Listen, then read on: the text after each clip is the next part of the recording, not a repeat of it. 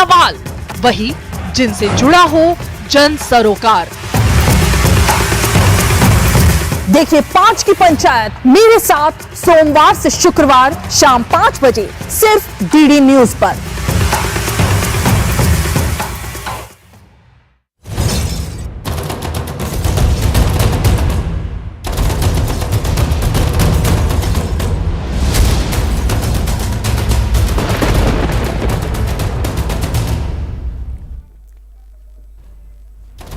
नमस्कार, बड़ी खबर पर बड़ी और सार्थक बहस के साथ हम लेकर हाजिर है 5 की पंचायत में। हूं आपके साथ रीमा पराशर।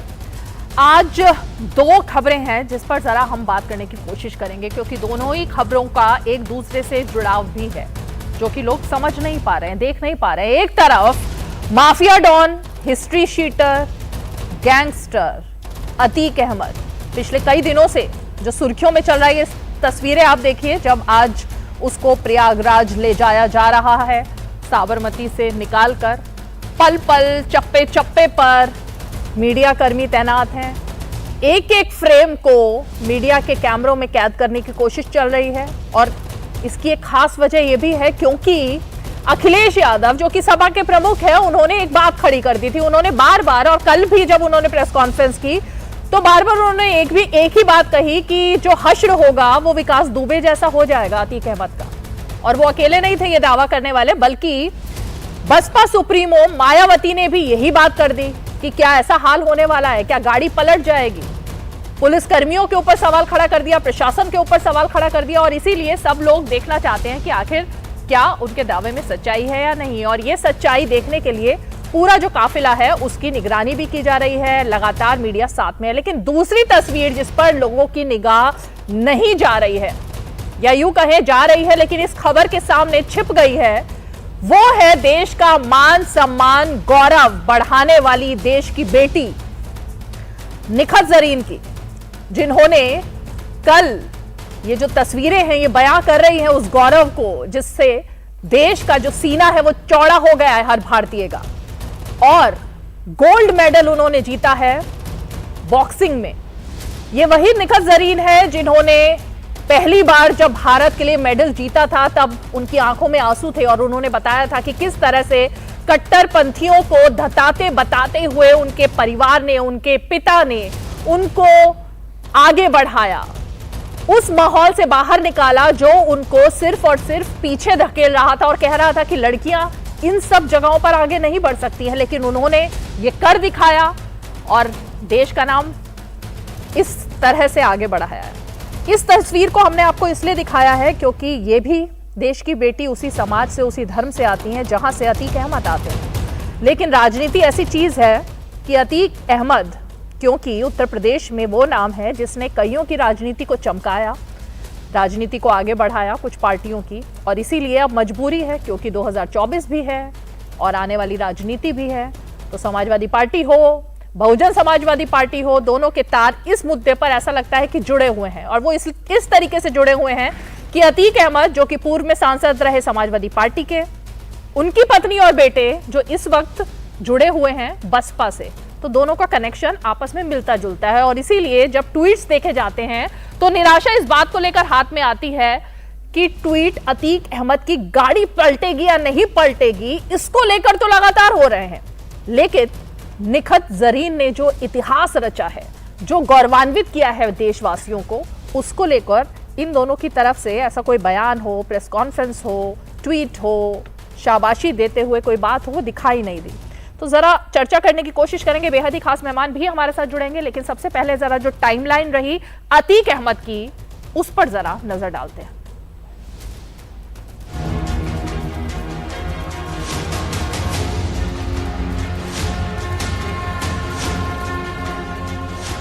कि उत्तर प्रदेश उपद्रवियों के लिए नहीं, उत्सवों के प्रदेश के रूप में माना जाएगा। उत्तर प्रदेश माफियाज के लिए नहीं, महोत्सव के लिए माना जाएगा। उत्तर प्रदेश गुंडा राज, माफिया राज और जंगल राज जैसे शब्द अब अतीत के शब्द बन जाएंगे। पता नहीं उनको पहले मुख्यमंत्री जी ने फोन करके बता दिया होगा कि इस जगह पर गाड़ी पलटा देंगे। और मैंने उस समय भी कहा था कि जिस समय आप गूगल से और अमेरिका से मदद ले लोगे, आपको पता लग जाएगा कि किस समय गाड़ी पलटी है और किसने पलटाई है। कि जिस अतीक अहमद के खिलाफ पीड़ित परिवारों ने मुकदमा दर्ज कराया, उसके परिवार के खिलाफ, वो समाजवादी पार्टी के द्वारा पोषित माफिया है और उसकी कमर को तोड़ने का काम हमारी सरकार ने किया है। और फिर मैं कहता है इसे इस माफिया को मिट्टी में मिला देंगे। सरकार के जरिए माननीय न्यायालय का जो निर्णय है उसका हम लोग अनुपालन कर रहे हैं। इसके अलावा हमें कुछ नहीं कहना है। जो भी माननीय न्यायालय निर्णय देगा उसका हम अनुपालन करेंगे।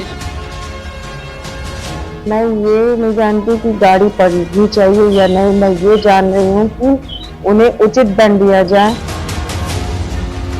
कानून के तहत अशरफ और साबरमती जेल में अतीक अहमद, उन दोनों को लाया जा रहा है और कानून के सामने पेश किया जा रहा है।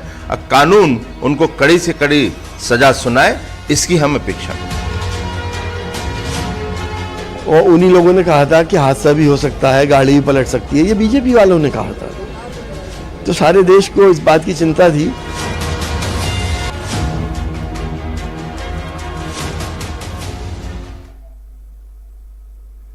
तो गाड़ी तो नहीं पलटी और अब तो कुछ ही दूर रह गई है प्रयागराज की वो जेल जहां पर कि पहुंचने वाला है अतीक अहमद।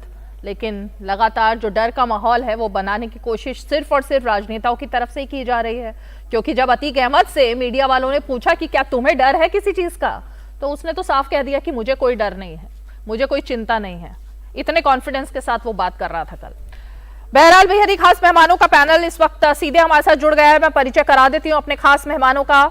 हमारे साथ इस वक्त आलोक अवस्थी जी जुड़ गए हैं जो कि पक्ष रखेंगे भारतीय जनता पार्टी का, प्रवक्ता हैं भारतीय जनता पार्टी के। हमारे साथ ज़ेबा यास्मीन जी जुड़ गई हैं जो कि प्रवक्ता हैं समाजवादी पार्टी की। हमारे साथ आर बाग जी जुड़ गए हैं जो कि प्रवक्ता हैं और नेता हैं बहुजन समाज पार्टी के। हमारे साथ अंबर जैदी जी जुड़ गई हैं जो कि सोशल एक्टिविस्ट हैं और उनसे जरा हम जो देश का गौरव भी बढ़ा है और साथ में ये जो मुद्दा है इस पर चर्चा करने की कोशिश करेंगे। स्टूडियो में दो खास मेहमान हमारे साथ जुड़ गए हैं। हमारे साथ संजय राणा जी हैं जो कि राजनीतिक विश्लेषक हैं और हमारे साथ हाजिक खान जी हैं जो कि मुस्लिम स्कॉलर हैं। सबसे पहले मैं जरा ज़ेबा यास्मीन जी आप ही से बात करना चाहूंगी।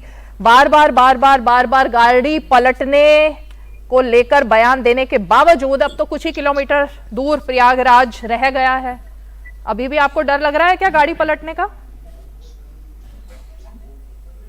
देखिए, हमें क्यों डर होगा? गाड़ी के अंदर हम तो नहीं है, तो हमें किसी बात का डर नहीं है। देखिए, कोई भी अपराधी है उसको कानून के तहत जो भी सजा हो समाजवादी पार्टी उसका समर्थन करेगी। जहां तक बात है गाड़ी पलटने की, तो उसके पूरे संकेत भारतीय जनता पार्टी की तरफ से आ रहे हैं, हमारी तरफ से नहीं आ रहे। इनके राज्यसभा मेंबर क्या नाम है उनका, उन्होंने कहा कि क्या कहते हैं, ईश्वर के हाथ में है गाड़ी पलटना, कब पलट जाए पता नहीं। विधानसभा में मुख्यमंत्री जी ने खुद कहा था मिट्टी से मिला देंगे। बताइए, मिट्टी से मिलाने की सजा क्या हमारे कानून में है? भाई, या तो फांसी है या उम्र कैद है या कुछ सालों की सजा है, मिट्टी में कैसे मिलाया जाता है ये हमारे मुख्यमंत्री जी बता रहे। तो इस तरीके के संकेत भारतीय जनता पार्टी की तरफ से आते हैं। जहां तक समाजवादी पार्टी है उसे अपने कानून, अपने संविधान पे पूरा भरोसा है और कानून जो भी सजा देगी हम उसके साथ। अच्छा, ये जो मैं एक और खबर पर आपका ध्यान ले जा रही थी, निखत जरीन, उन्होंने देश का जो नाम रोशन किया है, उनको लेकर के थोड़ा गौरवान्वित महसूस कर रहे हैं अखिलेश यादव या नहीं आपकी पार्टी? देखिए, ऐसा प्रश्न चिन्ह तो उठना ही नहीं चाहिए। हर कोई ट्वीट नहीं आया, कोई ट्वीट नहीं आया, कोई प्रेस कॉन्फ्रेंस नहीं हुई, कोई बयान नहीं आया आपके सुप्रीमो की तरफ से। जो पहले ट्वीट करते वही हम, आप तो महिला हैं, हम लोग सबसे पहले प्राउड फील कर रहे हैं और हमारी पार्टी भी प्राउड फील कर रही है और पूरा देश को गर्व है अपनी बेटी पे। तो देशवासियों को कैसे पता लगेगा कि आप लोग गौरवान्वित महसूस कर रहे हैं? जिस तरह से अतीक अहमद को लेकर चिंता जताई जा रही है ट्वीट के माध्यम से और सोशल मीडिया के माध्यम से, प्रेस कॉन्फ्रेंस के माध्यम से, तो देश को पता लग रहा है कि आपकी पार्टी का क्या स्टैंड है। इस मुद्दे पर अभी तक कुछ ऐसा किया नहीं गया, तो पता कैसे लगेगा देशवासियों को? देखिए, देश की इतनी पॉपुलेशन ट्विटर पे नहीं है मैम, इतनी पॉपुलेशन नहीं है। आप चेकआउट कर लीजिए, मात्र कुछ % ट्विटर पे है। तो हमें ट्विटर तो वैसे भी कोई माध्यम नहीं है और वैसे अतीक अहमद जी के फेवर में कोई एक भी ट्वीट हुआ नहीं है पार्टी से। ये मीडिया अपने आप ही बात कर रही है कि अब वो यहाँ पहुंचे वहां पहुंचे, समाजवादी पार्टी को बिल्कुल चिंता नहीं है वो कहाँ पहुंचे। हम सिर्फ इंतजार कर रहे हैं कि क्या सजा सुनाई जाएगी और क्या सजा होगी, बस। ठीक है, मैं वैसे तो आलोक अवस्थी जी से जवाब लूं, लेकिन क्योंकि आपने एक बात बार बार मीडिया पर आकर खड़ी कर दी और आप कह रहे हैं मीडिया वाले ही ये बात कर रहे हैं, समाजवादी पार्टी के जो आपके महासचिव हैं, आपके वरिष्ठ नेता पार्टी के राम गोपाल यादव जी, 3 लाइंस जो उन्होंने अपने उनके बयान तो काफी लंबा था, लेकिन 3 अहम लाइंस मैं उनकी सुना देती हूं आपको। असली आरोपी तो मिल नहीं रहे सरकार को, इसलिए किसी को भी पकड़ करके मारने की कोशिश कर रही है, मतलब किसी को भी पकड़ करके। पहले वाले यानी उनके जो 2 पढ़ने वाले बच्चे, उन्होंने कहा जो अतीक अहमद के 2 पढ़ने वाले बच्चे हैं उनको पकड़ लिया और अब उनकी हत्या कभी भी हो सकती है। ये बयान राम गोपाल यादव जी का है जो आपकी पार्टी के वरिष्ठ नेता हैं। ये मीडिया ने भी नहीं कहा, ये बीजेपी ने भी नहीं कहा। ये आशंका उन लड़कों के लिए जताई जा रही है जो बाद में मास्टरमाइंड के तौर पर सामने आए, जिनके हाथ में बंदूक दिखाई दी और शूटर के तौर पर वो सामने आए। तो ये पढ़ने वाले बच्चों के फेवर में जो बात थी वो कैसे थी? देखिए, अतीक अहमद जी एक्यूज्ड हैं जिस चीज के लिए, उसकी सजा वो भुगत रहे और आगे भी सुनाई जाएगी। जहां तक उनके बच्चों की बात है, ये जांच का विषय है। और ये जो बयान है कि हमें फंसाया जा रहा है, उनके ही बेटों का है जो राम गोपाल जी ने रिपीट किया। ये उन्हीं के बच्चों ने कहा है कि हमें तो राम गोपाल जी ने क्यों रिपीट किया है? गैंगस्टर के बच्चों का या गैंगस्टर का बयान आपको क्यों रिपीट करना पड़ रहा है? क्योंकि देखिए, जो आरोपी हो, अगर मैं आरोपी हूँ तो मेरे बच्चों का दोष उसमें नहीं है, तो उसमें दोषित बच्चों को दोषी नहीं करार देना चाहिए और ना ही फंसाया जाना चाहिए। आलोक अवस्थी जी, दोषी कौन है, दोषी कौन नहीं है, ये तो खैर न्यायालय तय करेगा, कानून तय करेगा और कर भी रहा है। लेकिन जो समाजवादी पार्टी के मुखिया कह रहे हैं, राम गोपाल जी कह रहे हैं, अभी भी वैसे कुछ किलोमीटर दूर है प्रयागराज, तो अभी किसको डरने की जरूरत है? देखिए, सबसे पहले तो मैं देश की बेटी निखत जरीन की को बधाई देना चाहता हूं। हमारे नेताओं ने भी बधाई दी है उसको, और उसने देश का नाम रोशन किया है, यह हम सब इससे गौरवान्वित हैं। दूसरी सबसे बड़ी बात, अभी समाजवादी पार्टी के प्रवक्ता को मैं सुन रहा था कि ट्विटर पे ज्यादा लोग नहीं है, लेकिन श्रीमान अखिलेश यादव सुबह से लेकर शाम तक कम से कम 10 ट्वीट करते हैं, डेली एक प्रेस कॉन्फ्रेंस करते हैं। कहीं पर भी उन्होंने निखत जरीन बहन का हमारे नाम नहीं, देश की बेटी के गर्व पे उनको गर्व नहीं है। हाँ, आज अतीक अहमद थर-थर कांप रहा है और श्रीमान अखिलेश यादव उसके इस भय से थर-थर कांप रहे हैं कि कहीं अतीक अहमद जो है कहीं उनके बारे में बता ना। देश में आज जिस अपराधी की वजह से पूरा प्रदेश आतंक में था और तमाम लोग डर के माहौल में रहते थे, आज एक अपराधी को डर लग रहा है। यह अच्छा है, यह देश के लिए अच्छा है, प्रदेश के लिए अच्छा है। जो समाज के सुख चैन के लिए जो दोषी है उसको आज डर से कांपते हुए हम सब देख करके बड़े ही खुश हैं। तो सीधी सी बात यह है कि श्रीमान अखिलेश यादव जी को यह बताना चाहिए कि अखिलेश यादव जी क्यों चिंता कर रहे हैं कि कहीं उसकी गाड़ी पलट ना जाए या उसको कहीं रास्ते में कहीं मुठभेड़ ना हो जाए। आखिर उन्हें ऐसी क्या चिंता है इस अपराधी से, उनका क्या साठ काट रहा है? हाँ, हमने कालांतर में देखा है कि समाजवादी पार्टी ने उसको विधानसभा का टिकट देकर विधायक बनाया, उसके भाई को विधानसभा का टिकट देकर उसको विधायक बनाया, उसको सांसद तक बनाया। तो यह समाजवादी पार्टी अपराधियों को माननीय बनाने का इसने ठेका लिया हुआ है। और हमने इसके पहले भी, जब मुख्तार अंसारी को कांग्रेस की सरकार ने पंजाब में 2 साल के लिए रोका हुआ था और हम माननीय उच्चतम न्यायालय के निर्देशों के बाद उसको लेके आए थे, वो भी थर-थर कांप रहा था। आपने देखा हुआ कैसे वो मेडिकल की जो व्हील चेयर है उस पर बैठ करके बिल्कुल लुंज पुंज बैठ करके आया था कि कहीं ऐसा ना हो कि योगी सरकार का कहीं उसमें इनकाउंटर ना हो जाए। लेकिन हमारी सरकार ऐसे इनकाउंटर नहीं करती है जब तक कि कोई अपराधी पुलिस पे हमला ना करे, गोली ना चलाए। तो पुलिस का कर्तव्य उसके बदले में वो करना चाहिए। लेकिन उत्तर प्रदेश की योगी आदित्यनाथ सरकार ने देश के और प्रदेश के अंदर कानून का राज स्थापित किया है। आज उत्तर प्रदेश जो पहले अपराधियों और दंगाइयों की वजह से जाना जाता था, आज उत्तर प्रदेश एक शांतिप्रिय राज्य के रूप में जाना जाता है। आज उत्तर प्रदेश देश की दूसरी सबसे बड़ी अर्थव्यवस्था के रूप में जाना जाता है। आज उत्तर प्रदेश देश के अंदर 33 लाख करोड़ रुपए के इन्वेस्टमेंट के एमओयू की वजह से जाना जाता है। आज देश में हमारे यहाँ एक भी दंगा नहीं हुआ, एक भी आतंकवादी की घटना नहीं हुई, और यहाँ तक कि उत्तर प्रदेश के अंदर आज अपराधी थर-थर कांप रहे हैं। आपने देखा नहीं आलोक जी, ये जो थर-थर कांप रहे हैं इसी की वजह से तो ये बात सामने आई थी ना कि कभी भी कुछ भी हो सकता है। और यही बात तो अखिलेश यादव कह रहे हैं, ये जो डर का माहौल बना है, इसी डर की वजह से तो ये स्टोरी चल रही है एकदम फिल्मी तरीके से। आज गायें बीच में आ गई तो लोग डर गए कि बस अब खबर आने वाली है।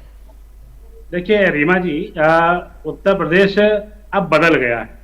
अब उत्तर प्रदेश के अंदर किसी पुलिस वालों की हत्याएं नहीं होती हैं। आज उत्तर प्रदेश के अंदर पुलिस अपराधियों को ठोकती है और उनको उनके गंतव्य तक पहुंचाती है। मेरा इतना ही कहना है, ये इतने बड़े अपराधी हैं, ये एक दो दिन में नहीं बने, दशकों तक इनका पालन पोषण समाजवादी पार्टी जैसी पार्टियों ने किया है। हाँ। और आपने देखा होगा, इनके खिलाफ कोई गवाह नहीं खड़ा होता था, अदालत सजा नहीं होती थी। अभी मुख्तार अंसारी जैसे दुर्दांत अपराधी के खिलाफ 7 साल की सजा कोर्ट ने दी है और मुझे लगता है कि 28 तारीख का जो जजमेंट आने वाला है प्रयागराज में, इसमें इसकी गवाही पूरी हुई है। मुझे लगता है कि अतीक अहमद को भी सजा मिलेगी और न्याय मिलेगा उन परिवारों को जिनके इन्होंने आंचल से बच्चे छीने हैं। और अतीक अहमद जैसे अपराधियों के प्रति सिंपैथी दिखाना समाजवादी पार्टी का एक जो उनका एक तुष्टिकरण की राजनीति है, जिसके तहत वो आतंकवादियों तक के मुकदमे वापस लेने में पीछे नहीं हटते, जिनके हाथ खून से रंगे हुए हैं। तो अतीक अहमद के पीछे भी वही शक्तियां खड़ी हैं। यह मुझे स्पष्ट रूप से उन पर आरोप। और ये जो तस्वीरें इस वक्त स्क्रीन पर देख रहे हैं हम लोग, वो अभी लाइव तस्वीरें आ रही हैं जो कि उसी नैनी जेल से हैं जहां पर कि पहुंचाया जाएगा अतीक अहमद को। और वहां भी देखिए भारी पुलिस बंदोबस्त है और कोई भी चूक जो है वो इस वक्त दिखाई नहीं दे रही है, क्योंकि बहुत ही सिलेक्टेड पुलिसकर्मी दिखाई दे रहे हैं। उनके पास भी बहुत कम के पास ही सिर्फ मोबाइल फोन रखने की इजाजत दी गई है। तो ये तमाम जो जानकारी है ये अभी लाइव तस्वीरों के जरिए हम दर्शकों को दे रहे हैं। लेकिन आर.आर. बाग जी, एक सवाल मैं पहले जरा इसी मुद्दे पर लेती हूँ, फिर मैं आगे इस चर्चा को बढ़ाऊंगी। आर.आर. बाग जी, बसपा सुप्रीमो मायावती और आपकी तरफ से भी, जैसे आलोक अवस्थी जी ने कहा ना, प्रधानमंत्री ने देश की बेटी पर गर्व करते हुए उनको बधाई दी, केंद्रीय मंत्री, तमाम जितने भी खेल मंत्री हो या और भी मंत्री हो, उन्होंने बधाई दी, देश के अलग अलग हलकों से बधाई दी गई। जिस सोशल मीडिया की बात यहाँ पर जेबा जी कर रही हैं, वैसे मैं उनको बता दूं कि उनके जो प्रमुख हैं अखिलेश यादव, उनके 18.1 मिलियन फॉलोअर्स हैं। कम आंकड़ा तो नहीं होगा ये जेबा जी? अगर उनको ही संदेश दे देते तो शायद चला जाता कुछ संदेश। लेकिन आर.आर. बाग जी, पहले मैं आप ही से जानना चाहूंगी, क्योंकि अभी तक आपकी पार्टी से भी निकली नहीं है उनकी धर्मपत्नी और बेटे अतीक अहमद के। जी, आपका धन्यवाद। आज देखो, कानून का राज स्थापित तब था जब 2007 से लेकर निखत जरीन को लेकर गौरवान्वित है या नहीं, मैंने अभी ये सवाल पूछा। है बिल्कुल है, वो देश की बेटी है, कहने वाली बात नहीं है। ये बसपा सरकार अपनी 10,000 साइकिल बंटवाए थे, उनके सर्वांगीण विकास के लिए बहुत योजना चलाई थी बहन कुमारी मायावती जी ने। और जहां तक आज एक आतंकवादी को इतना बढ़ चढ़ के, इतना हाईलाइट करके, ये सब जो ड्रामे में कहूंगा वो आतंकवादी है, उनको लाके जो कानून के हिसाब से, न्याय के हिसाब से उसको अच्छे से उसको काटघरे में रख के उसका पूछताछ होनी चाहिए, ट्रायल होनी चाहिए, उसको सजा दिया जाए। दूसरी बात जो मैं महत्वपूर्ण जो कहना चाहता हूं कि आज जिन लोगों, जिन माफिया की बात हो रही है, जो गुंडों की आर.आर. बाग जी, एक सेकंड। आर.आर. बाग जी, आतंकवादी किसको कहा है आपने? आतंकवादी कौन है? जो आतंक फैलाता है। किसकी बात कर रहे हैं? किसको बोला आतंकवादी आपने? एक विचारधारा है ये। नहीं, बात का मतलब एक विचारधारा है। आतंकवादी कौन है? किसकी बात कर रहे हैं आप? आतंकवादी, अरे जो आतंक फैलाता है उसको आतंकवादी कहा जाएगा। नाम लेकर बताइए अभी किसकी बात हो रही है? मुझे बात कंप्लीट कर दीजिए। किस तरह से मिसगाइड किया जा रहा है, किस तरह से इस चीज को ये किया जा रहा है। आज सुप्रीम कोर्ट ने, माननीय सुप्रीम कोर्ट ने ये जो याचिका जिसको चैलेंज की गई थी, हाथरस की बेटी जिनके विक्टिम के परिवार को एक नौकरी देने का डायरेक्शन दिया गया था, इलाहाबाद हाई कोर्ट ने, योगी सरकार ने उसको चैलेंज किया था, सुप्रीम कोर्ट ने उसको खारिज कर दिया। तो ये जो जितने मानसिकता है, आप अगर काम करना चाहते हो तो आप आंकड़े पेश करिए। 24,716 विलेज को अम्बेडकर ग्राम। आर.आर. बाग जी, अतीक अहमद की बात हो रही है। क्या आपने अभी आतंकवादी जो कहा, अतीक अहमद को कहा है? मैं ये समझना चाहती हूँ, किसको आतंकवादी कहा है अभी आपने? अरे आप, अब बात मैं क्लियर कर रहा हूँ कि जो आतंक फैलाता है, आतंक की बात करता है। तो आतंक फैलाता है, उसी की बात हो रही है। तो आप अतीक अहमद की बात कर रहे हैं ना, मैं वही तो पूछ रही हूँ। आप बार घुमा फिरा के उसी में मैं सबकी बात कर रहा हूँ। सब कौन? मुख्तार अंसारी की बात कर रहे हैं, अतीक अहमद की बात कर रहे हैं, शाइस्ता परवीन की बात कर रहे हैं, या उनके बेटे असद की बात कर रहे हैं? किसकी बात कर रहे हैं आप? आप फिर घुमा फिरा के वहीं पर आ रहे हैं। घुमा फिरा कर नहीं आ रही, मैं सीधे पूछ रही हूँ। घुमा फिरा के कहाँ आ रही हूँ? मैं तो सीधे पूछ रही हूँ। देश में, राज्य में ऐसे लोग हैं जो मगरमच्छ को खिलाते थे, लोगों को मार के मगरमच्छ खिलाते थे, उनके कहां उसके ऊपर अतिक्रमण हुआ? बुलडोजर कब चलेगी उसके ऊपर? ऐसे लोग हैं जिनको ऊपर कार्रवाई नहीं हो पा रही है। आपके सिग्नल्स वीक हैं आई थिंक आर.आर. बाग जी। आलोक अवस्थी इसके ऊपर तो कार्रवाई हो ही नहीं रही, चुप। आर बाग शायद आप भूल गए होंगे, उमाकांत यादव जी को बहन मायावती जी घर बुला के अरेस्ट किया था। ये हमारा इतिहास है, मुझे सब याद है। अगर बहुजन समाज पार्टी के राज में सब याद है। अपराधी अगर जेल में होंगे या यूपी के बाहर रहेंगे, ये इतिहास रहा है हमारा। शाइस्ता परवीन का नाम सुना है क्या आर बाग जी? जी नाम सुना है? इस पूरे आप टीवी अगर देखते होंगे और जो तमाम खबरें आ रही हैं, इस पूरे उमेश पाल हत्याकांड की मास्टरमाइंड जिनको माना जा रहा है, जो एक तरीके से डॉन क्वीन बन गई हैं, उन्हीं का नाम आ रहा है ना सामने, और उनके बेटे का। किस तरह से पूरी व्यू रचना किस तरह से रची गई, ये तमाम खबरें आपके पास आ रही होंगी। करता हूं कानून व्यवस्था को वो कार्रवाई करे।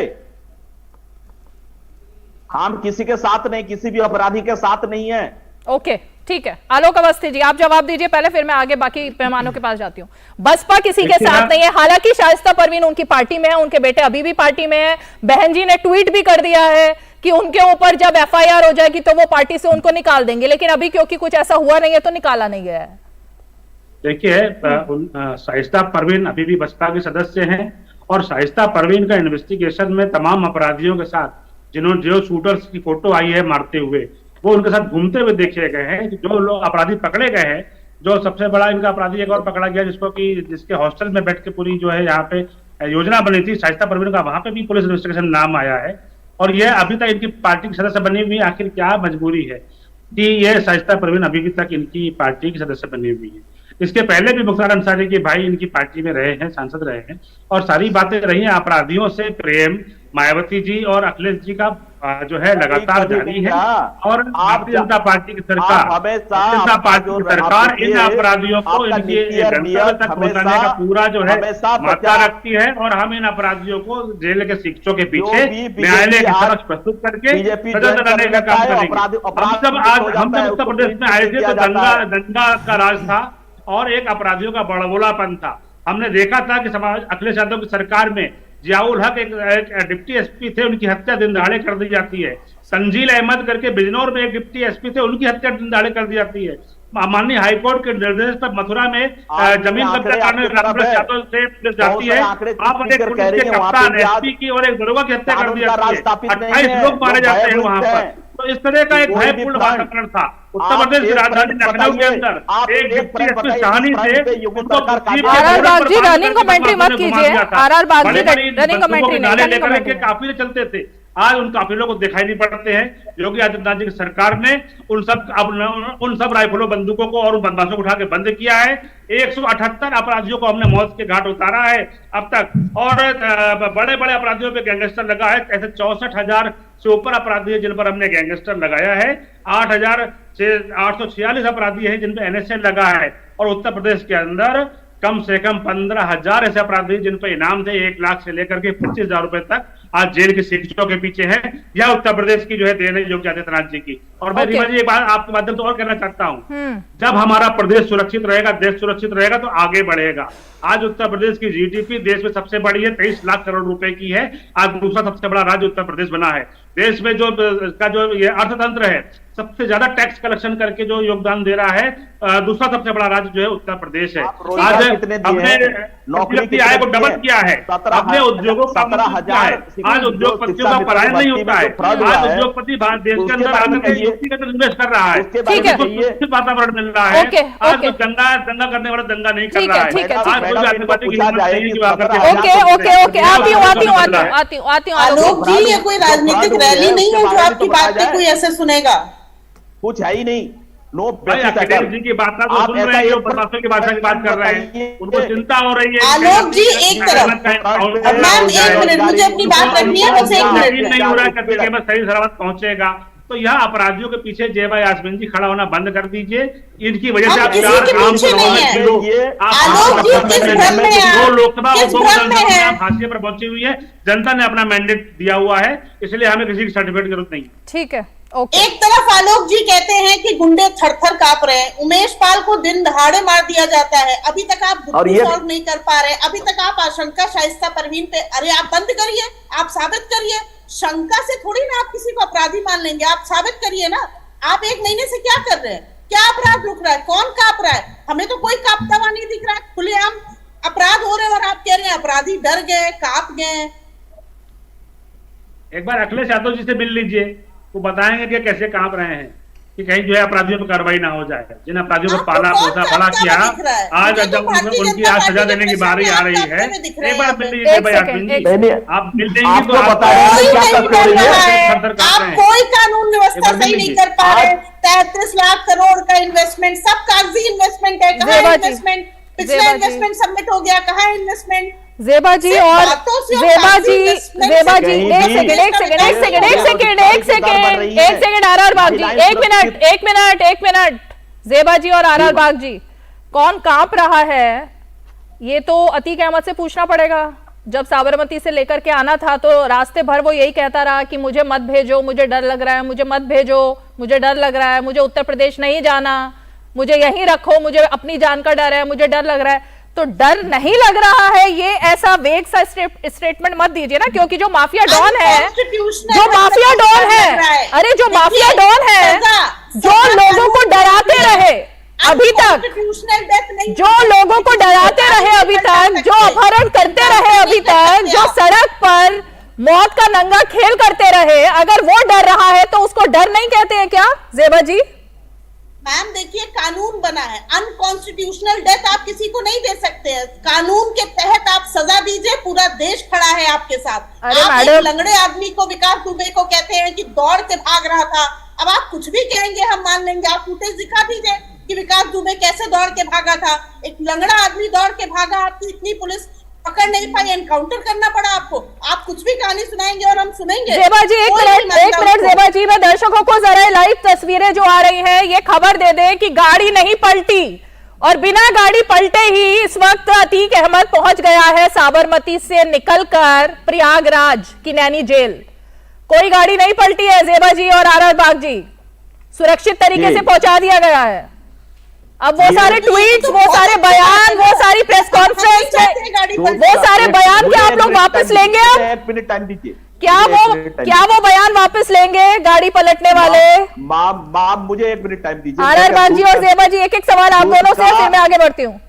कोई गाड़ी नहीं पलटी है दूध का, सर गाड़ी नहीं पलटी है बाग जी, अरे गाड़ी नहीं पलटी। Ma'am ji please let me speak, let me finish. जिस पैटर्न, जिस तरीके से विकास दुबे को एनकाउंटर की गई, मैं तो एनकाउंटर नहीं कहूंगा, उसको मर्डर कहूंगा, क्योंकि पीठ के पीछे अगर कोई भाग रहा था तो गोली कहां लगनी चाहिए? आर बाग जी, ना तो आप एक्सपर्ट हैं और ना ही मैं एक्सपर्ट हूं। इसका काम जो एक्सपर्ट लोग कर रहे हैं कानून में, जो एक्सपर्ट लोग कर रहे हैं उनको करने दीजिए ना। विकास दुबे के पैर में गोली लगी या हाथ में गोली लगी या सिर में गोली लगी, वो हम एक्सपर्ट नहीं है ना बात करने वाले।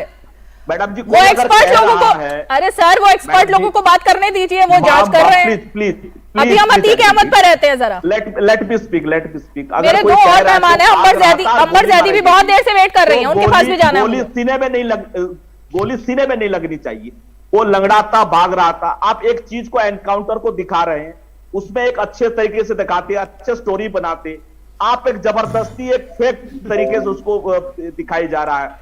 तो मेरा यही हमारे साथ राजनीतिक विश्लेषक और पेशे से वकील संजय राणा मौजूद हैं, जो ऐसे केसेस में लगता है काफी कोर्ट में दलील वगैरह देते रहते हैं और सुनते भी रहते हैं। राणा जी, ये जो पूरा टाइमलाइन देने की कोशिश है बाग साहब की कि ऐसी स्टोरी बनाते, यहाँ गोली मारते, वहां की फुटेज सामने लाते, ये थोड़ा ओके बाग जी हो गया। 1 मिनट संजय जी से पूछ लेते हैं। संजय जी, गुड इवनिंग रीमा जी, गुड इवनिंग फेलो प्लेन। देखिए, मैं बहुत देर से बाग जी को सुन रहा था, ऐसा लग रहा था ये पिक्चर के स्क्रिप्ट राइटर है, प्रवक्ता का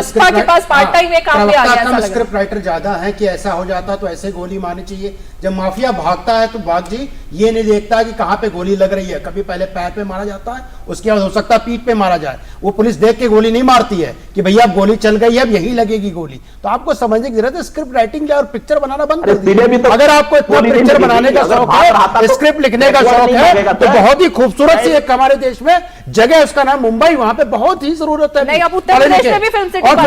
नोएडा में आ रहा है, वहां पे भी जरूरत है। वहां पे स्क्रिप्ट लिखिए, गलत दिशा में जा रहे हैं। नहीं, आप जिस दशा में जा रहे हैं, मेरा पेशा है, ये हमारा काम है। आप बता रहे हैं कि स्क्रिप्ट लिखनी चाहिए थी, पहले स्टोरी बनानी चाहिए थी, फिर उसको दौड़ाना चाहिए था, फिर बोलना चाहिए था लेफ्ट टर्न लो, फिर गोली मारना चाहिए था। अमिताभ बच्चन की पिक्चर चल रही है क्या? कुली भैया, ऐसा नहीं होता मान्यवर। जब कार्रवाई होती है तो पुलिस अपने हिसाब से कार्रवाई करती है। आपको तो लग रहा है पिक्चर लिखने का शौक है, आप प्रवक्ता कम, पिक्चर स्क्रिप्ट राइटर ज्यादा लिख रहे हैं। कार्यकर्ता आप ये देखिए गरिमा जी, इनका दोनों आदमी को देख रहे थे, ये माफियाओं की गलबैया करते हैं, दोनों गले लगाने को तैयार हैं। अभी बोले तो उत्तर प्रदेश में कोई इन्वेस्टमेंट नहीं हुआ है, अभी मैं इन्वेस्टमेंट बताऊंगा कहां पे हुआ है तो इनके पैरों के नीचे से जमीन निकल जाएगी। भैया आपको पता होगा, कैंट आरो तो नाम सुनते हो, रोज ऐड आता होगा, 300 करोड़ का इन्वेस्टमेंट हुआ है। पीटीसी नाम जानते हो कंपनी का, 150 करोड़ रुपए लखनऊ में इन्वेस्टमेंट हुआ है। और बताएं 10-12 कंपनियों के नाम बता देंगे, 6000 करोड़ का हो चुका है, 33,000 करोड़ का, 33 लाख करोड़ का होने वाला है। तो आपको समझने की जरूरत है, जहां पे सुख शांति होती है वहां पे ही इन्वेस्टमेंट आता है। आप बताइए, आपने हमारे 93 से आप दोनों पार्टियों का राज है 2012 तक। आप बताइए, आपने सफाई समारोह के अलावा कभी इन्वेस्टमेंट कुछ कराया? हम पढ़ते थे मुंबई में, सोचते थे हमारे प्रदेश के मुख्यमंत्री ऐसा कोई इवेंट क्यों नहीं कराते हैं, लेकिन हमारे मुख्यमंत्रियों को तो सफाई इन्वेस्टमेंट नहीं, सफाई का कार्यक्रम कराना होता तो इन्वेस्टमेंट तो समझ में नहीं आता था। वो तो क्या आप लोग को तुम्हारे में बताया क्या जाए। रीमा जी अगर मुझे कुछ समय देंगी तो सारे आंकड़े आपके पास रख दूंगा। नहीं ठीक है, इन्वेस्टमेंट को लेकर के जो सवाल खड़े किए गए इस पर हम अलग से कई बार बात भी कर चुके हैं, इस पर बात कर चुके हैं, कितना इन्वेस्टमेंट आया, कितना इन्वेस्टमेंट नहीं आया। लेकिन ये आज मुद्दा वो नहीं था। मुद्दा तो आज ये है कि एक देश की बेटी, और मैं इसलिए देश की बेटी का बार बार जिक्र कर रही हूं, और अब मैं जरा आना चाहती हूं हाजिक खान साहब के पास और अंबर जैदी के बाद, उसी समाज से, क्योंकि उस समाज की मैं इसलिए बात कर रही हूं और उस धर्म की इसलिए बात कर रही हूं क्योंकि जब निखत जरीन सामने आती हैं तो वो बताती हैं कि कट्टरपंथियों से लड़ते हुए वो आई, वो ताकत उन्होंने दिखाई और उसके बाद उन्होंने देश का नाम रोशन किया। दूसरी तरफ उत्तर प्रदेश में उसी समाज को सिर्फ वोट बैंक समझा जा रहा है। वोट बैंक के लिए अतीक अहमद, मुख्तार अंसारी, उनके परिवार, सबको संरक्षण देने की कोशिश है, उसको राजनीतिक मुद्दा बनाने की कोशिश है, जबकि अपराधी कोई भी धर्म का हो उसके साथ कानून अपना काम करेगा और करता है। लेकिन ये दो तरफा राजनीति और दोगलापन जो है ये कब तक चलेगा? पहले हाजिक साहब आपके पास आती हूं मैं। देखिए मैडम, सबसे पहले बात है कि निखत जरीन ने जो हिंदुस्तान का नाम दुनिया में बुलंद किया और दुनिया में ऊंचा किया, ये भारतीय लड़कियों को, भारतीय लड़कों को ये उन्होंने एक संदेश दिया कि हमारा भारत दुनिया के सुपर पावर बन सकता है अगर हम देश के हिंदू, मुसलमान, सिख, ईसाई एक साथ खड़े होंगे। क्योंकि मुल्क राष्ट्रभक्ति यही है कि देश से प्रेम हो और राष्ट्र के एक एक नागरिक से प्रेम हो। और निखत जरीन को हम मुबारकबाद देंगे और ऐसे बच्चे जो इस देश की उन्नति और विकास के लिए काम करने वाले और इस देश की ऊंचाइयों की तरफ ले जाने वाले हैं, उनकी हिम्मत अफजाई भी करेंगे। नंबर 2 बात जो अतीक अहमद की आप कर रही हैं मैडम, अपराधी कोई भी हो, कातिल कोई भी हो, उसका छुप के कोई कत्ल कर दे, कोई ना देखे वो कोई कत्ल कर दे। एनकाउंटर भी भारतीय संविधान में कत्ल है, भारतीय संविधान में कोई धारा नहीं है किसी का एनकाउंटर कर दिया जाए। एक भारतीय जनता पार्टी के प्रवक्ता 168 लोगों का एनकाउंटर बता रहे, 168 लोग। मैडम एक मिनट, आप उनके बारे में नहीं बोली, उनका भाषण चल रहा था मुसलसल, ऐसा जैसे कि किसी उसमें बोल रहे पार्टी प्लेटफॉर्म पे। उन्होंने कहा 168 लोगों को हमने मौत की घाट उतार दिया, वो एनकाउंटर नहीं था तो क्या था? और याद रखना जी, कत्ल मैं करूं, योगी जी करें, प्रधानमंत्री करें, कातिल बन के जिंदा रहना इतना तो आसान नहीं। एक दिन खुद तेरे ही लहू में तेरा खंजर डूबा होगा और बांध तोड़ के मुल्क डुबाने की ये कोशिश करते हैं, इनका शायद होश नहीं है, इनका घर भी डूबेगा। तबाही जब आती है, हम अतीक की हिमायत करने वाले, कत्ल करने वाले की उतना ही बड़ा जुर्म है, उतना ही बड़ा गुनाहगार है जितना कातिल है। हमारे यहाँ इस्लाम ने, कुरान ने कहा है कि किसी इंसान ने एक इंसान का कत्ल कर दिया, वो ऐसा है जैसे उसने सारी इंसानियत का कत्ल कर दिया। और किसी इंसान ने किसी इंसान की जान बचा ली, वो ऐसा है जैसे सारी इंसानियत की जान बचा ली। मैं ये कह रहा हूँ कि कातिल की हिमायत करने वाले कोई भी करे, और कातिल कत्ल करने वाले, चाहे वो एडमिनिस्ट्रेशन के नाम पे कत्ल करे या अपराध के नाम पे करे, कोई भी कत्ल करेगा वो मुजरिम है और उसको भी पोस्टमार्टम करे जाना पड़ेगा। ये आप देख लेना, हम रहे जिंदा न रहे, हर कातिल को पोस्टमार्टम जाना पड़ता है, चाहे वो छुपके करे, ऐलानिया करे, और उसकी हिमायत करने वाले भी उतने ही बड़े गुनहगार हैं जितना बड़ा कातिल है। आ रही हूं मैं आपके पास, आलोक अवस्थी जवाब दे रहे हैं। देखिए रीमा जी, हमारे जो मुस्लिम स्कॉलर जो बात कह रहे हैं, हत्या की बात कर रहे हैं, आपको पता है कि कोई भी इनकाउंटर अगर होता है उसकी मजिस्ट्रेट जांच होती है, और खाली 178 लोग मारे नहीं गए, 10,000 से ऊपर क्रैकडाउन ऑपरेशन पुलिस ने किए थे इनामी अपराधियों के खिलाफ, कि उन पे अपराधियों पर काबू पाया जाए। जिन लोगों ने पुलिस से मुकाबला करना चाहा, जिन लोगों ने पुलिस पर हमला किया, उनको जो है पुलिस ने गोली के बदले फूल नहीं देगी, गोली देगी। तो उसमें से 178 मारे गए हैं और 4947 अपराधी जिनके पैरों में गोलियां लगी हैं वो जेलों में बंद। दुनिया में कहीं एनकाउंटर नहीं होता सर, गलत बयानी कर रहे हैं आप। पूरी दुनिया में किसी अपराधी को इस तरह नहीं खत्म किया जाता। आपको तो अपना इस्लामिक कानून तो पता होगा, आपको पता सऊदी अरब में चोरी की सजा क्या है? हाथ काटना हमारे यहाँ नहीं है, हमारे यहाँ नहीं है संजय जी, हमारे यहाँ नहीं है। हमारे यहाँ संविधान के एतबार से हमारा कोर्ट किसी को फांसी देगा उसे एक्सेप्ट करना होगा, लेकिन पुलिस को यह अधिकार हमारे भारतीय संविधान ने नहीं दिया है कि आप किसी का कत्ल कर दे, किसी को एनकाउंटर कर दे। नहीं, आप बता दीजिए, आप वकील हैं, आप बताइए, देश के आपके व्यूअर्स देख रहे हैं, देश के डीडी न्यूज के, आप बताइए कि कौन सी धारा के एतबार से एनकाउंटर है? आप मुझे, आप वकील हैं, जैसा कि अभी कुमार जी ने कहा कि आप वकील हैं, तो बताइए कि किस धारा के एतबार से इसको एनकाउंटर, कौन सी धारा है वो जिसको एनकाउंटर की जाती? अरे दुनिया में पैर में गोली मारी जाती है, सर में गोली नहीं मारी जाती, छाती में गोली नहीं। अगर किसी को अगर पकड़ना है तो उसके पैर में गोली मार के पकड़ा जा सकता है, उसकी हत्या। किसी पे गोली चलाता, कोई गोली नहीं चला रहा आज तक, एनकाउंटर में कोई गोली नहीं चली किसी की तरफ से। ठीक है ना, एक एक करके बात करेंगे, इस तरह लड़ाई नहीं। आलोक अवस्थी जी कुछ डेटा पर बात कर रहे थे, आलोक अवस्थी जी कुछ डेटा पर बात कर रहे थे, एक एक करके सबके पास आएंगे। आई एम रियली सॉरी, मैं आपके पास आ रही हूँ, लेकिन एक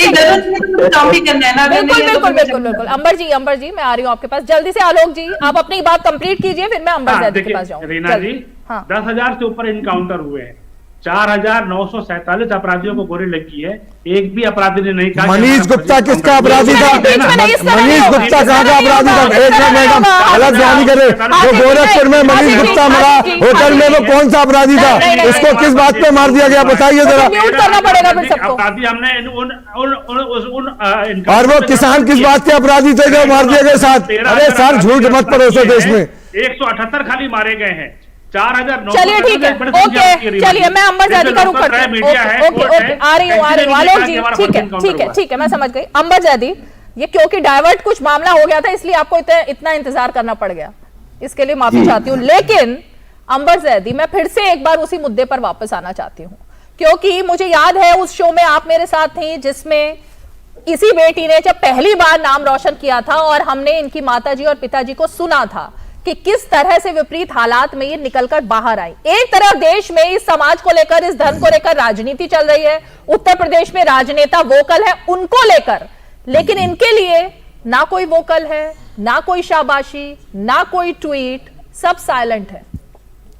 ये दोहरा व्यवहार किस लिए? ये कोई नई बात तो नहीं है, ये जो हमारे, चाहे हम उत्तर प्रदेश में जो राज्य स्तर पर विपक्ष है या फिर हम केंद्र में विपक्ष की बात करें, उनका यही चरित्र रहा है कि मुस्लिम महिलाओं को, मुस्लिम बेटियों को कभी उन्होंने बराबरी का वो हक, वो अधिकार नहीं दिया, ना ही उनके मुद्दों को या उनके जो इश्यूज हैं उनको कभी एड्रेस किया गया। अभी पिछले कुछ सालों में मुस्लिम महिलाओं के मुद्दों को एड्रेस किया गया है, उनकी समस्याओं को समझा गया है, उनके मुद्दों पर काम किया गया है, तभी मुस्लिम महिलाएं हम देख रहे हैं कि लगातार बढ़कर आगे आ रही हैं और देश के लिए, जैसे कि किसी भी समाज और किसी भी एक आम नागरिक को कुछ करने की चाह होती है, वही आगे बढ़कर आ रही है। क्योंकि मैं खुद एक मुस्लिम लड़की हूं, मैं समझ सकती हूँ कि क्या क्या चैलेंजेस हमारे लिए होते हैं, लेकिन कभी भी हमारे जो मुद्दे हैं उनको कभी कोई भी एक्नॉलेज नहीं करता। लोग इस तरह से अतीक अहमद का जो केस चल रहा है, मैं कितने सारे लोगों से पिछले कुछ दिनों में मिली हूँ, सब उसके मुंह से यही बात मिल रही है कि योगी मारने वाले हैं अतीक अहमद को, उनको मार दिया जाएगा। इस तरह की जो अफवाह विपक्ष की तरफ से पूरे प्रदेश में फैलाई गई है, ताकि जो भ्रम है सरकार के प्रति उसको पूरा इतनी स्ट्रांगली आगे उसको एड्रेस और एडवोकेट किया गया है। अभी हमारे ज़ेबा यास्मीन जी कह रहे थे कि ट्विटर की तो रीच नहीं है, ट्विटर पे तो हर एक मसले पर अतीक अहमद, हर एक मुद्दे पर करने वाले अखिलेश यादव किस तरह से महिलाओं के मुद्दे पर उनका मुंह सिल जाता है। तो हम सब जानते हैं कि जितने भी चाहे वकील हैं, चाहे हमारे नेता हैं या फिर हमारे जर्नलिस्ट हैं, सब ट्विटर के माध्यम से अपने मैसेज को, अपने जो हमारा वो होता है उसको आगे बढ़ाते हैं। सवाल यहाँ पर ये है कि हम इस तरह से जब यहाँ पर बात हो रही है कि धर्म की उसकी कहाँ पे आप धर्म देख लेते हैं, माफियाओं को सजा मिलनी चाहिए। जब कोर्ट साबित कर देता है, टेररिस्ट को सजा देता है, तो लीगल एड देने के लिए पहुंच जाते हैं, तब उन टेररिस्ट का धर्म नहीं होता। आज अतीक अहमद को कानूनी दायरे में सजा दी जा रही है और उसके ऊपर एक्शन लिया जा रहा है, तो आप कहते हैं कि मुस्लिम होने के नाते सजा दी जा रही है। चाहे शफीकुर रहमान पर समाजवादी पार्टी की कोई कितने ही नेता हो, लगातार ये फैला रहे हैं। किसी ने नहीं कहा अरे मुजरिम है, उसकी हिमायत करने वाला मुजरिम है। आप कैसी बात कर रही हैं? संजय राउत है आपके पास डिटेल है, किसने कहा कि ये मुस्लिम होने के नाते धर्म विशेष को टारगेट किया जा रहा है उत्तर प्रदेश में? ये बात किसी ने कही है? किसकी पार्टी ने कहा था ये एक विशेष धर्म को टारगेट किया जा रहा है? किसकी पार्टी ने कहा? ज़ेबा जी अमेरिका ने कहा मैडम, अमेरिका कह रहा है, अमेरिका की रिपोर्ट आ रही है कि वो कह रहा है अमेरिका। ज़ेबा जी किसने कहा था ये? देखिए अंबर जी की बात सुनी, अंबर जी जिस कम्युनिटी से आती है, मैं भी उसी कम्युनिटी से आती हूँ और उतने ही संघर्ष करके आई हूँ। जहां तक आपका आरोप है कि विपक्ष भ्रम फैला रहा है कि अतीक अहमद के जान को खतरा है, ऐसा कुछ भी नहीं है। सबने विकास दुबे का जो प्रकरण था सबने देखा है और इसी वजह से लोग डर रहे हैं कि एनकाउंटर होगा। इसमें समाजवादी पार्टी की कोई भूमिका है ही नहीं मैडम, आपको मैं अपडेट कर दूं, इससे समाजवादी पार्टी का कोई लेना देना नहीं है। हम तो सिर्फ वेट कर रहे हैं कि कानून क्या सजा देगा और क्या सजा मिलेगी रात से, इससे हमारा क्या लेना देना, क्या मिलेगा, लेकिन आम लोग नहीं जानते हैं, हम सब जानते हैं। सबसे ज्यादा अपराधी भारतीय जनता पार्टी के एमएलए हैं, असीमानंद से लेके बलात्कार से लेके, और योगी जी ने हाई कोर्ट में रेड दी थी, जज ने फटकार के भगा दिया। एक बलात्कारी की हिमायत करते हैं, कैसी बात कर रहे हैं? हवा में बातें नहीं होती है, अखबार में है, टीवी में, सारी जगह हवा में, टीवी पे हाई कोर्ट के जज ने फटकारा है। आतंकवादी के साथ इस तरह से तुलना करेंगे? नहीं, अपराधी है, कोई भी अपराधी हो, किसी मजहब का हो, अपराधी है, उसकी हिमायत करने वाला आप करें मैडम साहब, मैं कर लूं, कोई और करे, संजय भाई करे, बड़े गुनाहगार चलता है तो इनके आंसू निकलते हैं। अमित कसाना क्या चलता है तो इनके आंसू नहीं निकलते हैं। इनको सुशील क्या चलता है तो इनके आंसू नहीं निकलते हैं। सुंदर भाटी क्या चलता है तो इनके आंसू नहीं निकलते हैं। अनिल भाटी क्या चलते हैं तो नहीं निकलते हैं। ये इनका चरित्र है, ये सिर्फ चुन चुन के उन्हीं लोगों को वो बनाते हैं कि भैया मुस्लिमों के साथ संजय भाई दुरंगी छोड़, एक रंग हो जा, सरासर मोम, या कानून का संग हो जा, कानून के संग कानून का उल्लंघन हो रहा है, कानून के गतियां हो रही है और पूरी दुनिया इस तमाशे को देख रही है। ये टीवी का जमाना है, जब ऐसा नहीं है माहौल बना रहे हैं, अतीक को मारा जा सकता है। अरे मौत से किसकी रिश्तेदारी, आज इनकी कल हमारी बारी है, बारी आएगी जाना पड़ेगा, हर किसी को मौत जिसकी आएगी उसे जाना पड़ेगा।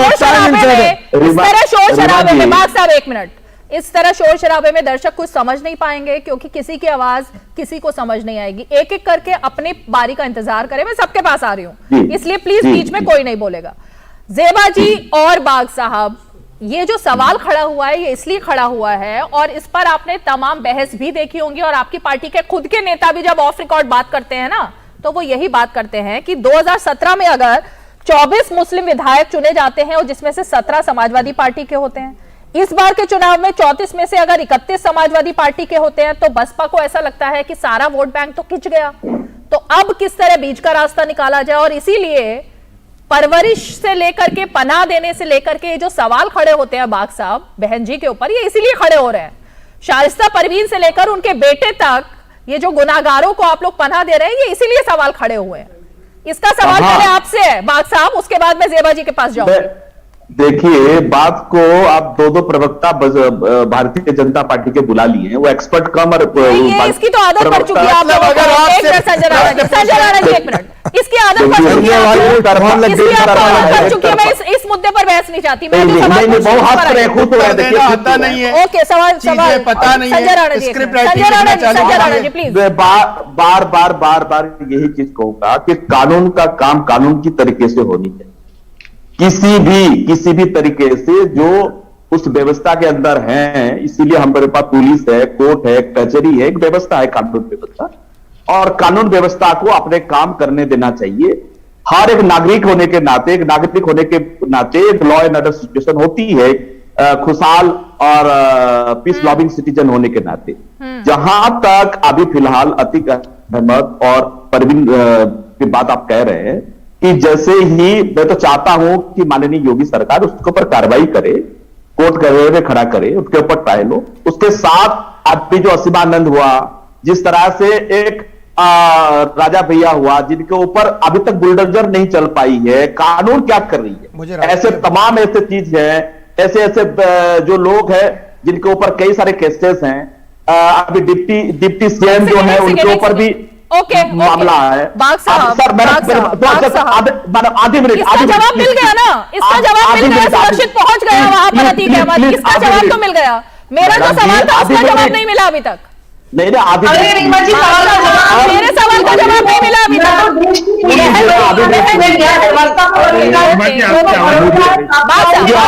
बात साहब, बहन जी ने जो दो लाइनें ट्वीट में लिखी कि क्या सरकार कानून द्वारा कानून के राज पर अमल करेगी या अपराधियों को सड़क पर समाप्त करके अपराध रोकेगा, इसका जवाब तो मिल गया ना। अब क्या है? अब क्या है? कहां मिला? सड़क पर समाप्त नहीं किया ना, एनकाउंटर नहीं हुआ, गाड़ी नहीं पलटी, यही तो मेरा सवाल है। ये जिस तरह से विकास दुबे का एनकाउंटर हुआ, पूरा दुनिया की एक इंटरनेशनल ह्यूमन एजेंसी विकास दुबे पर अटक है और मैं अतीक अहमद पर बात कर रही हूँ। बहुत सारे ऐसे लोग ज़ेबा जी, ओके, चलिए ज़ेबा जी, ओके, इनके बहुत सारे एमएलए जो नेता हैं उनके ऊपर आज भी कानून कार्रवाई नहीं हुई है। ज़ेबा जी, आलोक जी मैं आ रही हूँ आपके पास, एक मिनट। ज़ेबा जी, आपको भी जवाब मिल गया है, सुरक्षित पहुंच गया अतीक अहमद, गाड़ी नहीं पलटी, अब क्या है? अब बताइए ज़ेबा जी। देखिए मैं एक बात कहती हूँ, अतीक अहमद जेल में है। अब अतीक अहमद हमारे लिए खतरा है कि जो खुले माफिया घूम रहे हैं वो हमारे लिए खतरा है। अतीक अहमद का चैप्टर क्लोज है, वो जेल के अंदर है, जल्दी सजा सुनाई जाएगी, सबके सामने आ जाएगा। ओके, है ही नहीं। जो खुले माफिया घूम रहे हैं, खुले उमेश पाल की हत्या हो रही है, वो ज्यादा खतरनाक है। कौन से माफिया घूम रहे हैं, उनका नाम तो लीजिए आप, ज़ेबा जी नाम तो लीजिए, कौन से माफिया घूम रहे हैं, इस पे कार्रवाई नहीं हो रही है, इस पे कार्रवाई नहीं हो रही, नाम तो लीजिए, नाम क्यों नहीं लेते? अभी हमारे मित्र बोल रहे थे राजा भैया के खिलाफ क्यों बहुजन समाज पार्टी एग्रेसिव है? आपको पता है भैया जब सरकार बन रही थी 2007 में, तो भैया राजा भैया समर्थन नहीं वही हो रहा है, सब लोग बीच में बोल रहे हैं, बीच में नहीं। आलोक अवस्थी जी जवाब देंगे, ओके, ठीक है, बीच में नहीं, ठीक है ज़ेबा जी, ठीक है। जो माफिया डॉन खुले घूम रहे हैं आलोक अवस्थी जी, डर उनसे है समाजवादी पार्टी को। ओके ज़ेबा जी, वही सवाल पूछ रही हूँ, डर उनसे है जो खुले घूम रहे हैं। अतीक अहमद का चैप्टर बंद है समाजवादी पार्टी के लिए आज से, ऐसा उनकी प्रवक्ता का कहना है। देखिए रीमा जी, कोई भी अपराधी नहीं घूम, तो अपराध कर रहा है उसको हम लोग दंडित कर रहे हैं। ज़ेबा जी का कहना था कि राजा भैया पे उंगली उठा रहे हैं, तो अगर राजा भैया अपराधी थे तो आपकी सरकार में अखिलेश यादव साहब मंत्री क्यों थे? वो इसका जवाब भी आपको देना चाहिए। जेल मंत्री बनाया था समाजवादी पार्टी ने। 7 किसान मर गए, उनके घर के अकाउंट बुलडोजर नहीं चला उत्तर प्रदेश में, 7 किसान मार दिए गाली से दबा के, क्यों नहीं बंद किया उनका घर गिराया, आज तक नहीं हुआ। करना पड़ा, उसके बाद भी जो आपने गिरफ्तार नहीं किया, हमारी सरकार आई योगी आदित्यनाथ जी, अग्निवीरों ने उत्तर प्रदेश जला दिया, क्यों घर नहीं गिरा उनका? जवाब दो, घर जला दिया आपने, आप उत्तर प्रदेश में अग्निवीरों ने पूरा उत्तर प्रदेश दिया, किस घर का किसने हल्का बंदोबस्त चला? फिरंगी छोड़ो, कानून के साथ मजाक मत करो, देश की एकता और जनता को चूर मत करो। देश की सेना के खिलाफ कुछ नहीं। 80 करोड़ रुपए की संपत्तियों को जब्त किया है, इन अपराधियों की आर्थिक कमर तोड़ी है, हम इनको हर तरीके से बर्बाद करने पर तुले हुए हैं। जो योगी आदित्यनाथ जी ने वहां पे कहा था विधानसभा के अंदर, बुलडोजर भी कोई कानूनी संवैधानिक नहीं है, बुलडोजर चलाने का अधिकार नहीं है, फिर कोर्ट बंद कर दो, सारे हाई कोर्ट सुप्रीम कोर्ट सारे बंद कर दो, फिर मरीज डिबेट पे बैठ कर दिए बोलते हैं कि बुलडोजर चलाना गलत है। ये बताइए आप कोर्ट क्यों नहीं जाते हो? बार बार चैलेंज करता हूँ कोर्ट जाओ। आप अपनी गई थी कोर्ट में और उसको 2 करोड़ रुपए मिला। आप कोर्ट क्यों नहीं जानते हो? आप टीवी डिबेट क्यों बोलते हो? और आपको पता होगा पिछले सितंबर को सुप्रीम कोर्ट ने आप लोग की दलील रिजेक्ट कर दी थी। तो यहाँ टीवी डिबेट पे बैठ करके अनर्गल बातें कौन से संविधान लोगों को चलिए ठीक है वक्त की बात है संजय राणा हाजिक जी बीच में मत बोलिए। एक बात, दूसरी बात, मेरे पास वक्त की बात है। अब मैं सिर्फ जेबा जी के पास एक सवाल के लिए जा रही हूं, उसके बाद मैं वापस लौटूंगी। कोई बीच में कृपया ना बोले। जेबा जी, सिर्फ मैं ये जानना चाहती हूं कि वो अखिलेश यादव जो कि शिवपाल यादव अपने चाचा से इस बात को लेकर उनका झगड़ा हो जाता है, मुख्तार अंसारी को लेना है या नहीं लेना है पार्टी में, उसको क्या बनाना है क्या नहीं बनाना है, डीपी यादव को लेकर झगड़ा हो जाता है, तो अब अखिलेश यादव की कौन सी मजबूरी है कि उनको फिर माफियाओं के पक्ष में या माफियाओं के समर्थन में बात करनी पड़ रही है? माफियाओं के लिए हमदर्दी क्यों पैदा हो रही है अब अखिलेश यादव के दिल में? देखिए, अखिलेश यादव जी ने पहले ही अपना स्टैंड क्लियर कर दिया था। आपने देखा हमने अपने टिकट वितरण में भी क्या किया 17 के बाद से, जब से उनके हाथ में सारी कमान आई। जहां तक बात है इस मामले में अखिलेश जी को इन्वॉल्व किया जा रहा है, इसमें कोई मुद्दा नहीं है। वो सिर्फ ये कह रहे हैं कि अनकॉन्स्टिट्यूशनल डेथ किसी को नहीं मिलनी चाहिए, जो भी अपराधी है कानून के तहत उसे सजा मिले, और कुछ भी पार्टी का स्टैंड नहीं है। ठीक है जेबा जी, अभी उन्होंने जवाब दिया आलोक अवस्थी जी ने कि जिस राजा भैया की आप बात कर रही हैं उसको मंत्री किसने बनाया था? जिसने बनाया वो एक्सेप्ट करे, और वो ये भी एक्सेप्ट करे कि अतीक अहमद को वो क्या मानते हैं, गैंगस्टर मानते हैं या नहीं मानते, आतंकी मिसाल मानते हैं या नहीं मानते। अभी तक समाजवादी पार्टी का कोई ऑफिशियल स्टेटमेंट इस पर नहीं आया कि अतीक अहमद को आप क्या मानते हैं। अच्छा, हमारे मानने से क्या होता है ना, ये तो कानून कानून तो मान चुका है, आप क्या मान रहे हैं? कानून मान चुका है, डॉन, गैंगस्टर, माफिया, आप क्या मानते हैं जेबा जी? अपराधी है। देखिए, सिंपल सी बात है कि जो अपराधी है वो अपराधी है, वो हम सबकी नजर में अपराधी है, सबके लिए चश्मे अलग नहीं है। जहां तक बात है राजा भैया की बात आलोक जी कर रहे हैं, हमारे यहाँ मंत्री थे, पहले ताल्लुक थे और ताल्लुक खत्म हुए, वो भी आपने देखे। तो आप क्या राजा भैया पे कार्रवाई कर रहे हैं, ये हम देखना चाह रहे हैं। आपने क्या कार्रवाई करी? घर पे बुलडोजर चला दिया क्या? ठीक है, Alok Awasthi ji final comment. Okay Alok Awasthi ji final comment. जिस गायत्री प्रजापति एक मंत्री और एक नाबालिग बालिका के ऊपर बलात्कार करें,